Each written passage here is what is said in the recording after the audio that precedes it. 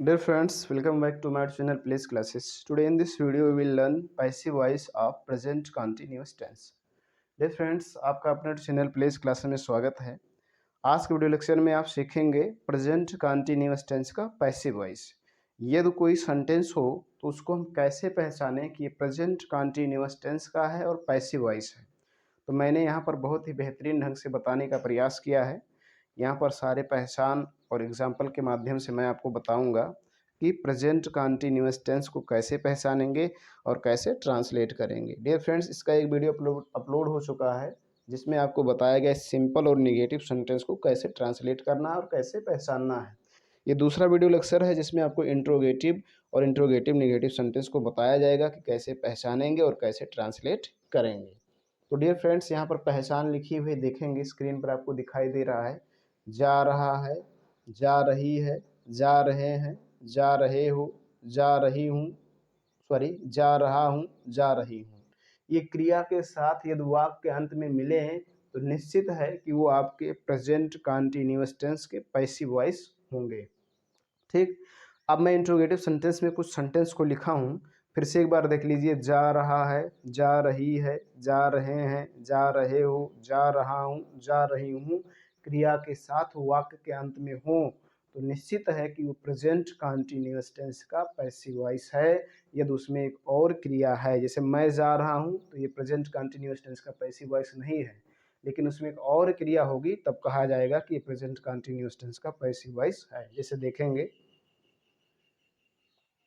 Dear friends, यहाँ देखिए मैंने एग्जांपल्स में लिखा है, क्या खेत जोते जा रहे हैं, जा रहे हैं। क्या काम किया जा रहा है, जा रहा है। क्या आपको तंग किया जा रहा है, देखिए अंत में जा रहे हैं, जा रहा है आया है। ठीक है, तो इस प्रकार से देखो, उन लोगों को क्या दिया जा रहा है, तो अंत में आ रहा है, लेकिन इसमें एक और क्रिया देखिए, इसमें जोतना, इसमें करना, इसमें तंग करना और इसमें देना। तो इसी प्रकार से इसके अलावा एक और क्रिया हो तो आपका प्रेजेंट कंटिन्यूअस टेंस का पैसिव वॉइस होगा। डियर फ्रेंड्स, सिंपल और नेगेटिव सेंटेंस के वीडियो अपलोड हो चुके हैं, यदि उनको ना देखे हो तो देख लीजिए, उसके बाद इसको भी आप देखेंगे, बेहतरीन ढंग से आपको समझ में आ जाएगा। आज आप देखेंगे interrogative sentence. Dear friends, interrogative sentence की सबसे बड़ी पहचान यही होती है जिसको कहते हैं क्वेश्चन मार्क। किसी भी सेंटेंस के अंत में ऐसा मिले आप कहेंगे इंट्रोगेटिव सेंटेंस। क्या है इंट्रोगेटिव सेंटेंस? इंट्रोगेटिव सेंटेंस देखिए, इसके भी अंत में ऐसे है, यहाँ भी है, यहाँ भी है, यहाँ भी, ऐसे सारे जितने भी सेंटेंस देखेंगे सभी के अंत में ऐसा बना रहे तो आपको कहना है कि ये इंट्रोगेटिव सेंटेंस है। But dear friends, interrogative sentence जो होता है वो दो प्रकार का होता है। There are two types of interrogative sentence. One, yes no type interrogative sentence. Two, ws type interrogative sentence. If we can answer yes or no, then we call it yes no type interrogative sentence. If we cannot answer yes or no, then we call it ws type interrogative sentence. यदि हम उसका answer yes या no दे सकें तो हम उसे कहेंगे कि yes no type interrogative sentence है, और यदि उसका आंसर हम यस या नो ना दे सकें तो उसे हम कहेंगे W S type interrogative sentence है। जैसे मैं आपके सामने एग्जाम्पल में लिखा हूँ, क्या खेत जोते जा रहे हैं, तो आप कह सकते हैं यस या कह सकते हैं नो।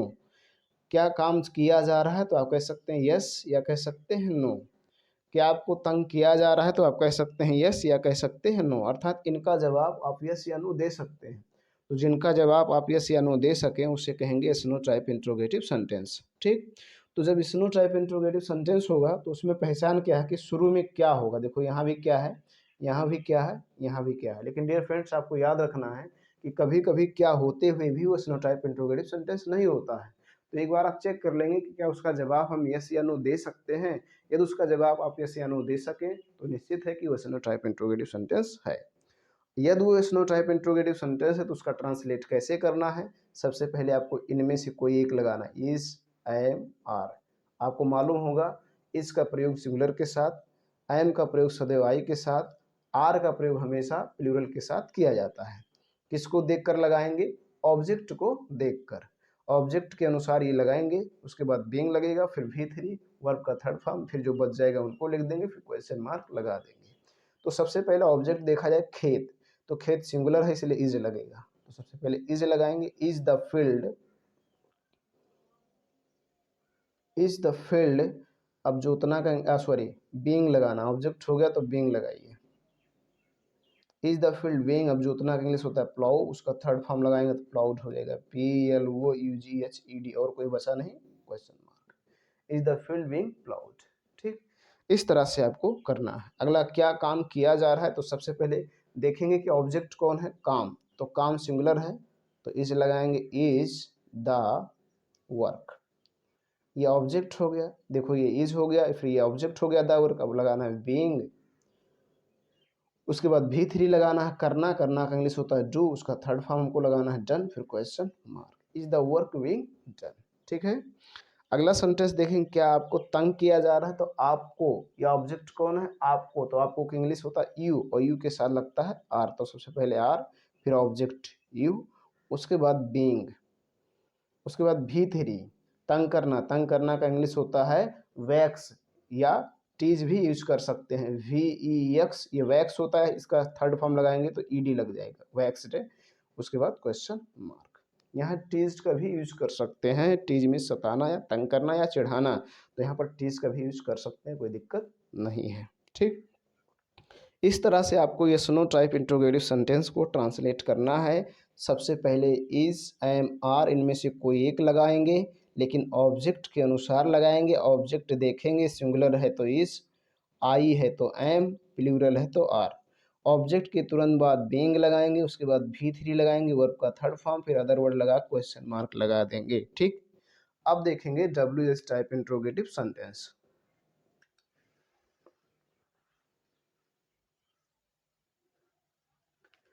डियर फ्रेंड्स, दूसरा टाइप्स देखेंगे WH टाइप इंट्रोगेटिव सेंटेंस। अब इन सेंटेंसों को पहले एक बार देख लीजिए, देखिए अंत में क्वेश्चन मार्क है, क्वेश्चन मार्क है, क्वेश्चन मार्क, तो इंट्रोगेटिव सेंटेंस है, क्लियर है।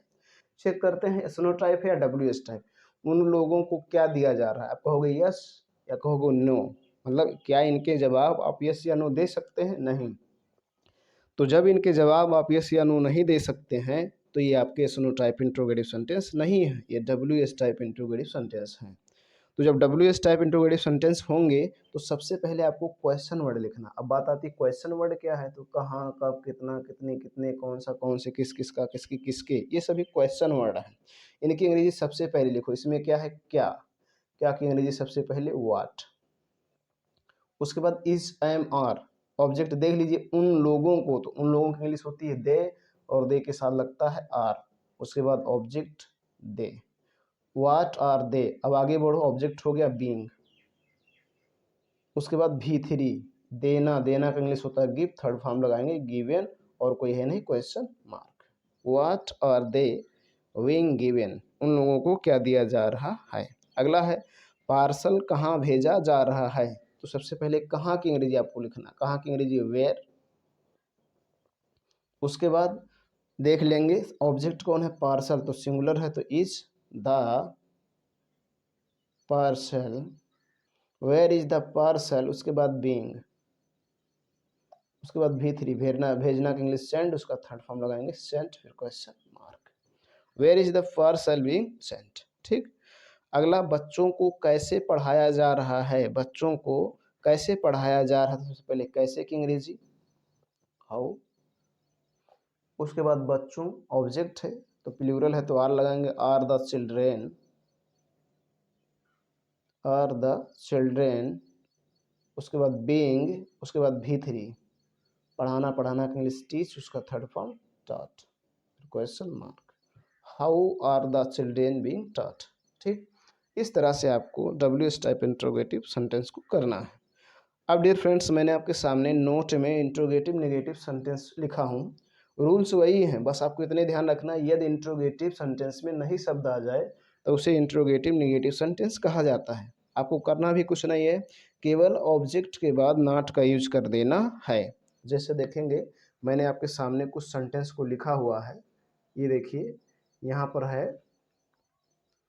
क्या आपकी मदद नहीं हो रही है, देखिए इसमें नहीं शब्द आया है, तो सबसे पहले आपको लगाना इज, एम, आर, यहाँ आपकी है, आपकी इंग्लिश यू लगेगी, और यू के साथ लगता है आर, तो सबसे पहले आर लगाइए, फिर ऑब्जेक्ट लगाइए यू, अब उसके बाद बीइंग लिखने से पहले नॉट लगाइए, नॉट बीइंग, बस इतने ही काम करना है, बाकी रूल्स वही हैं, बीइंग, उसके बाद भी3, मदद, मदद की इंग्लिश हेल्प, उसका थर्ड फॉर्म हेल्प, फिर question mark, are you not being helped. अगला है क्या रोगी की जांच नहीं की जा रही, देखिए इसमें भी नहीं आ रहा है। तो सबसे पहले रोगी देखेंगे, ऑब्जेक्ट है, सिंगुलर है तो इज, उसके बाद द